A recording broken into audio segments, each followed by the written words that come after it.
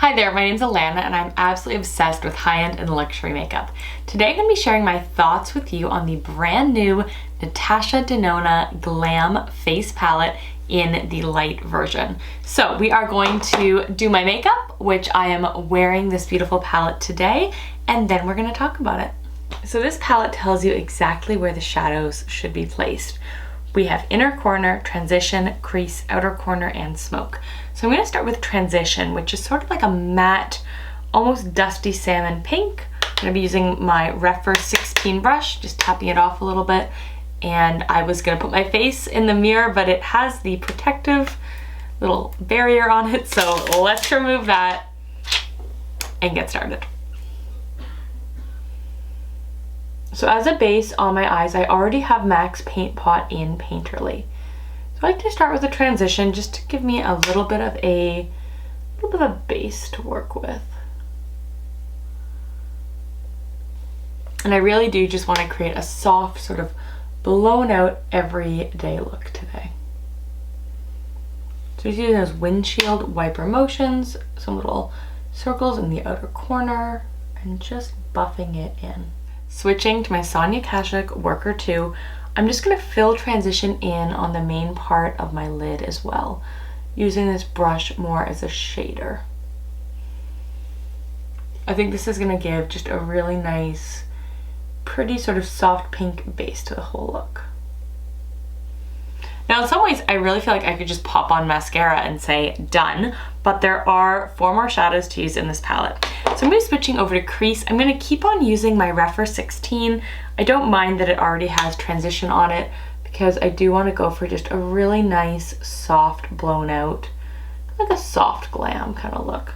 So I'm going to work that into my outer, kind of the outer third of my eyelid, and then just sort of drag it in a bit.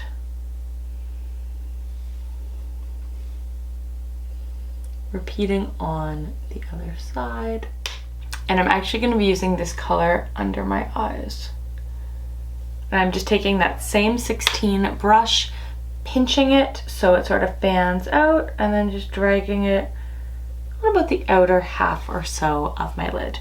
So now we are going to go into Smoke, which is a matte brown. It's the deepest brown in the palette, well, it still is pretty soft, and I'm just going to sort of pack it on the outer third. Make sure to fill it right into the lash line. We're going to do that on both sides.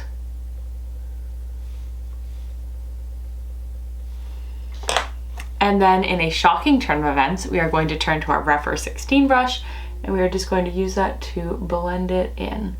So we're doing some little circles, dragging it in, just kind of really just buffing it in. I'm also going to turn to our worker brush to just help erase that line. We're going to go back in with the brush that has the shadow on it to just help buff it all out. And then we are going to repeat it on this side. And then to really help blend it in, I'm going to go back in with our Rephr 2 brush, and I'm going to use the opposite side that I just used. Go back into transition and just paint that on the middle of my lid just to help blend it out a bit. And then I'm just going to add a touch more on this side. We're going to just flip it back over to get to the brown. And then using our Rephr 16 brush, we are just going to kind of buff it all together. Now adding that brown definitely has made this look a little more smoldery than I thought I'd go for, but that's okay. I'd say normally if I was doing this look, I probably wouldn't use the smoke because I find that crease is deep enough for my preferences, but that's okay. This is the way she's designed the palette. It's the way we're gonna use it for our first time. Part of me says we could just stop here. It's a beautiful, beautiful matte look, but I mean, those shimmers, they want me, okay? So we're gonna go in with our worker brush, and we're going to start with inner corner. So we're going to put inner corner in our inner corner. That is quite the shimmer. And then for outer corner, we're going to... Now personally, I don't like to leave the middle of the eye blank. So I am gonna put that shimmer in the middle and the outer corner. And then grabbing our Rephr 16, just going to blend that in a bit. Okay, so let's not drop the palette. Whew. Okay, let's do some mascara and eyeliner, and then we're gonna tackle the blush and highlighter.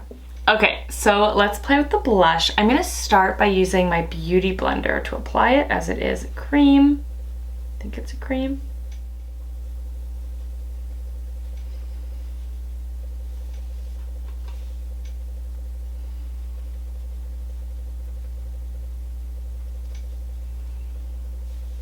And then on this side of my face, I'm gonna use my Real Techniques sculpting brush.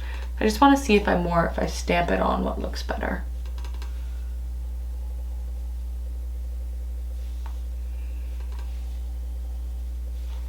Maybe bounce it in. Definitely stronger with the Beauty Blender. Just gonna even that out a little bit. And then I'm gonna try again with the brush with the highlighter using my Real Techniques setting brush.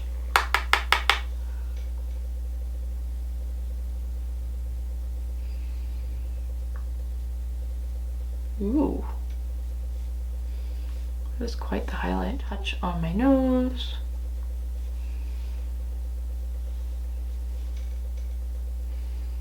Touch under my brow. I think we're gonna use a brush to just... Okay, so we have the palette on my face. We have it on my eyes. We have it on my cheeks. So let's start with a review of the palette, and then we're gonna get into some comparison swatches.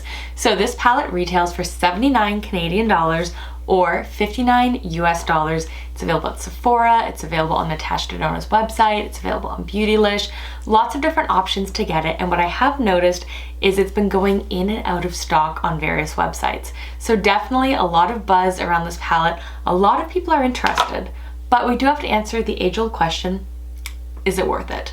Now, I'm from Canada, so from here on out, we'll be talking in Canadian pricing because it can get really confusing going back and forth between different currencies. So this palette retails for 78 or 79 Canadian dollars. And at that price point, I was really debating it, humming and hawing. I wasn't really sure if I was going to pull the trigger. But it is the Sephora savings event. So as VIB Rouge, I have 20% off. That brought the palette down to $68, which is a lot more manageable. It's a lot easier for me to wrap my head around. So I figured, you know what? Let's buy it. It looks pretty, it looks cute. Let's buy it with a discount. And if I really, really hate it, Sephora has a generous return policy. Now, the reason I wanted to touch on if I really, really hate it is when the photos were leaked on Trend Mood's Instagram, it only leaked the deeper version of the palette. And when I looked at the deeper version, I was like, that's not for me, not buying it, not reviewing it, not talking about it on my channel. But when Natasha did the launch, there was also the light version. And I mean, I really like a rosy, warm toned pink neutral palette with a bit of gold in it. So, you know, it happened. First thing I did want to address, I absolutely love that she released a light and a deep version. And when you look at the two palettes, I'm going to pop the deep one up here for just a moment.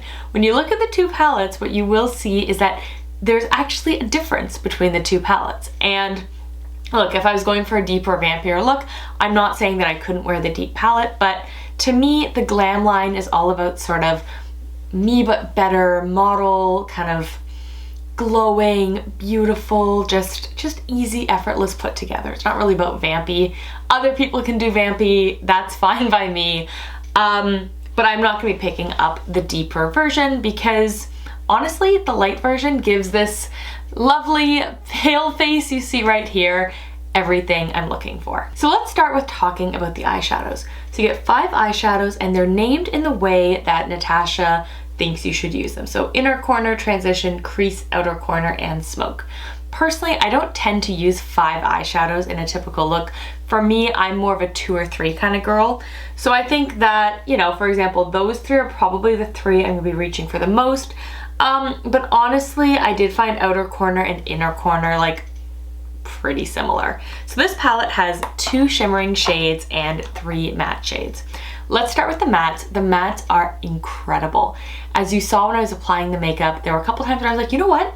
This look could be done. We could be just done where we are. And that is because honestly, the mattes, I mean, Natasha does incredible mattes, but they blended easy, they had nice pigment, her mattes, they just managed to be so buildable and multi-dimensional before you even add a shimmer. Like, honestly, her mattes look beautiful on their own. I did find that smoke was a little deeper than I tend to go for, and if I was using this palette without making a review for YouTube, without trying to stick to the intention that Natasha's put around this palette, honestly, I would find crease would be more than enough for me for smoking. But I am pretty fair, so, you know, take that as you will. I found transition in particular to be really, really beautiful. Just this kind of rosy, kind of salmony pink. It just blended out like a dream. Such a pretty shadow. Now, the 2 shadows I don't love as much are actually the sparkles. So both inner corner and outer corner, they're really just sparkles with a translucent base. And kind of once I realized that, I mean, I kind of looked at the shadows and I knew that they weren't her beautifully creamy metallics. That's when I decided that I needed to put transition all over my eyelids, so that way there was something underneath it before we put the sparkle on top. I wish that instead of 2 basically glitter toppers, I wish that she had included one of her beautiful metallic formulas, because look, I love her metallic formulas. They are creamy, pigmented, blended, like just stunning. And I really think in particular that outer corner would have been a beautiful metallic. So we could have had inner corner as that sort of light kind of sparkle, you know, kind of translucent base to just pop right in here and here, and then had more of a metallic as I'm doing this like windshield wiper motion, more of a metallic for the rest of the eyes. That's just my 2 cents, but overall I do like the eyeshadow palette portion. The eyeshadow palette portion. Now, let's get on to the top. So I do like that it has this little kind of protective barrier. And I was expecting that both the blush and the highlighter would be cream. However, it is a cream blush and a powder highlight, which overall honestly makes this whole thing even weirder to me. We're gonna talk about that in a minute. The blush, okay, the blush is weird. Honestly, like, I looked at it, it looked like a powder. I swatched it and it felt like a dried out cream. It was kind of difficult to build up some color. I mean, look, I like the way it looks. And I mean, I guess with makeup, part of it's ease of use, but the other part is just how does it look? And I think it looks really, really beautiful. But it felt like it was dried out. Like, it felt like a dried out putty blush. And when you're spending, I mean, I spent 62 Canadian, but when you're spending $79 on a palette, you don't want it to feel dried out on day one. So I'm kind of concerned how that blush is going to play for the remainder of my use of this palette. The highlighter is actually really, really beautiful. So you can see I pressed it into the skin. I feel like it does show a little bit of texture, but it's just beautiful kind of gold shade. I did feel like the eyeshadow palette was missing the sort of highlighter shade that would typically pop under my brow and in my inner corner. So I made the executive decision to use the highlighter to fill in right in there and under my brows. Really, really beautiful. Love the highlighter. But I do think it's kind of weird that it's otherwise an all powder palette other than the blush. And what I don't like about that is cream blushes, cream products in general, they go rancid faster. You know, I know that palettes, when they're powders, say that they're good for like 12 to 18 months or whatever, but honestly, you can use a powder eyeshadow palette for quite a long time. That is not medical advice. That's just me telling you what I do, and you can do it or not. But I don't really like that it has a cream blush, because to me, it just means that that part's gonna go rancid in like a year or two. Instead of having this beautiful palette, like, I'm gonna have an otherwise wonderful, functional, like, powder eyeshadow palette with a highlighter that I really like, and then I'm gonna have a rancid cream blush. So I really don't like mixing cream and powders in palettes in general. And while I do appreciate this little case on it, it doesn't really solve the problem that, like, the cream blush is going to go bad long before the rest of the palette. So that's kind of my like downside thing I don't really like about it. But what I do like about it is that it is just a beautiful set of sort of rose gold pink neutrals. I mean, I find them very, very flattering on the eye. This palette has almost everything, which also kind of annoys me that it has almost everything. Like a bronzer in there would have been nice just to actually have everything you need. But this palette has almost everything you need for a complete look. And so I do appreciate that. And I mean, definitely the shadows that are in here, at least for me, are shadows I'm gonna enjoy, shadows I'm gonna wear. Throw in a blush that maybe is not my favorite blush ever, but it, you know, it is quite pretty and a really nice highlighter. And I've made, you know, a significant step in packing my makeup.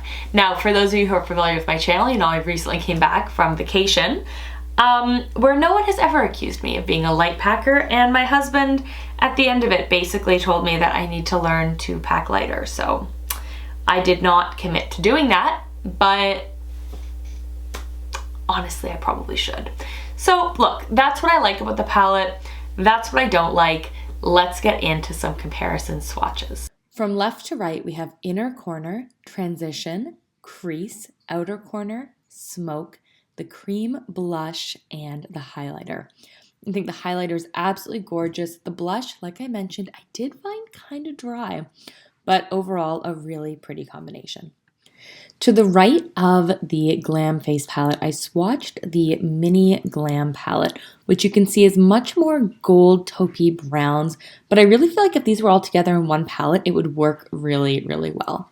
Now here I have Mini Zendo, which again, I feel like if you told me this was a whole palette, I'd believe it. I'm actually surprised at how much Mini Zendo, those pinks in there, really resemble the Glam palette that of course we're talking about here today. And next up, we have the Mini Retro. Again, if you told me this was all one palette, I'd believe it. And if you took out the sort of the gray and the silver, then I really do think the pinks and the rose golds in Mini Retro are a beautiful match for this Glam palette. Here I've taken the pinks out of Zendo and Retro and put them all together with the palette we're talking about today. So from Glam, I went with center eyelid, inner corner, blend, crease, and center eyelid as the most similar sort of rose gold shades within the palette. So the one beautiful thing about this palette is it really is an extension on Glam. Obviously Glam has been a big hit for Natasha, and what I really like is that there aren't any color duplications. This really is a cooler tone neutral palette. This is a rosy tone neutral palette. The pan sizes for the shadows are about the same, which is nice. I'm glad that the pan size is the size of her midi palette and not the size of her mini. Now looking at the Mini Glam palette, again, two totally different color stories, but where I actually see the most similarities is the pink shadows that you can find in Mini Retro and Mini Zendo. I always have to check the back for the name because I always mix these two palettes up. But if you look at the pinks in Mini Retro and Mini Zendo and put them together, you pretty much have what you have going on with the Natasha Glam face palette. So if you have those two minis, like, do you need this? No. I say that because the blush, I would say it's nothing to write home about, but I can write home bad things about it. So just putting that out there. The highlighter is really pretty though. Overall, I'm sure that if you were watching my channel that you have tons of eyeshadows that look like this. On the off chance you don't, this is a lovely way to pick them up. But I'm just saying you probably have some neutral pinks. I do like that it's all together with a blush and a highlighter. I think the formula on the eyeshadows in particular is beautiful. The highlighter is beautiful. The blush, like, it looks pretty on. I'm just not really a cream blush kind of girl, and even if I was, this one feels like it is kind of dried out. So overall, do I recommend this palette?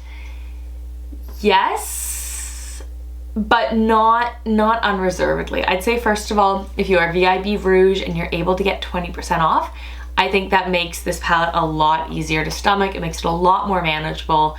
And at 20% off, you know, I'm down. You know, I do find that, look, this palette does cost effectively the same as the Glam palette. And I would say if it was a one or the other situation for you, without a doubt, get the Glam palette, right? Like, this palette is iconic. I think you are way better served getting the Midi Glam palette than you are getting the face palette. But if you already have the Glam palette, then I do think that it's a nice companion. I think those pink shades are really, really beautiful. They're the exact kind of eyeshadow shades I enjoy wearing. I just don't really get any value from the blush, and I do think that with a face palette, to me, a face palette needs to be something where you can enjoy every single element of it. Otherwise, what's the point? Like, otherwise it's just an expensive eyeshadow quint with some extra stuff that you're not going to use.